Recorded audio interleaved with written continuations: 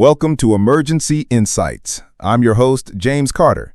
Today we're tackling a surprisingly complex and frequently encountered issue in emergency medicine: animal and human bites. We have a renowned expert with us, Dr. Kelly Smith, an infectious disease specialist. Welcome, Dr. Smith. Thank you, James. It's great to be here to discuss this. While seemingly straightforward, bite wounds pose unique challenges and risks. Absolutely. Let's start with what we see most often: cat bites. They may seem small, but they're notoriously problematic. What are the primary organisms we need to be concerned about? A good point, James. Cat bites are often a puncture-type wound, which makes them very effective at inoculating bacteria deep into the tissue. The most common and significant pathogen is Pasteurella multocida. It can cause a rapid and aggressive cellulitis within 24 hours. We also have to consider Bartonella henselae, which is the causative agent of cat scratch fever. And for a first-line approach, what's our go-to antibiotic for these high-risk cat bites? The standard of care is Amoxicillin-clavulanate. Its broad-spectrum coverage is excellent for both Pasteurella and other common skin flora. For patients with a penicillin allergy, we typically turn to Azithromycin. Moving on to our canine friends, dog bites. The wounds are often more crushing or tearing. How does the microbiology differ from cat bites? While they can also carry Pasteurella, dog bites are more commonly associated with a broader mix of organisms, including streptococci, staphylococci, and a particularly aggressive bug called Capnocytophaga canimorsus. This last one is especially concerning for immunocompromised patients, as it can lead to severe sepsis. Given that, what's the first-line antibiotic choice for a dog bite? Similar to cat bites, amoxicillin-clavulanate is the first-line treatment.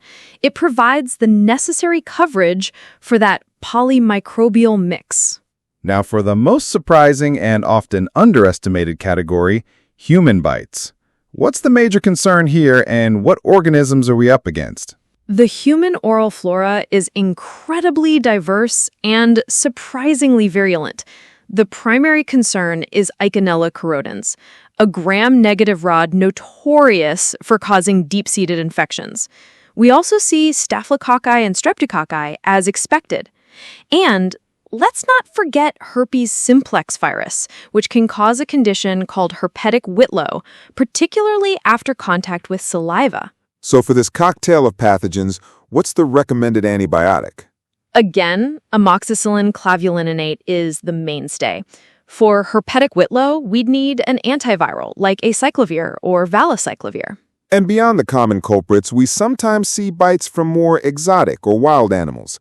Let's touch on a few key ones. For rat or squirrel bites, what are the pathogens and treatments? The main concern is rat bite fever, caused by either Streptobacillus moniliformis in North America or Spirillum minus in Asia. Again, amoxicillin-clavulanate is the appropriate antibiotic choice for treatment. And what about bites from livestock or large game animals? The risk here is a whole different set of zoonotic diseases. We're talking about things like Brucella, Leptospira, or Francisella tularensis. Amoxicillin-clavulanate can be a starting point, but often a more specific agent is needed depending on the animal and the suspected disease. We must talk about the most feared outcome of a wild animal bite: rabies. Which animals pose the highest risk? The risk is highest with bites from carnivores and omnivores like bats, raccoons, skunks, foxes, and wild dogs. Rabies is almost universally fatal once symptoms appear. The key here is early intervention. What does that crucial early treatment entail? Immediate administration of rabies immunoglobulin into the wound itself, and a series of rabies vaccine injections. This is a non-negotiable protocol for high-risk exposures. Finally, a couple of unique situations: monkey bites and fish bites. What should we be aware of? Monkey bites, especially from macaques, carry a risk of herpes B virus, which can be devastating. Treatment involves an antiviral like Acyclovir or valacyclovir. For freshwater fish bites, we worry about Aeromonas, and for saltwater bites, we're concerned about Vibrio. Both can be treated with the fluoroquinolone or trimethoprim sulfamethoxazole for freshwater. Dr. Smith, this has been an incredibly informative overview. The key takeaway seems to be assessing the source of the bite, identifying the unique risks, and knowing your first-line antibiotic, which is often amoxicillin-clavulanate with a few key exceptions. Precisely. It's about a high index of suspicion and appropriate, prompt management to prevent serious complications. Thank you so much for your insights, Dr. Smith. That's all the time we have for today's episode of Emergency Insights. Until next time, stay safe and keep learning.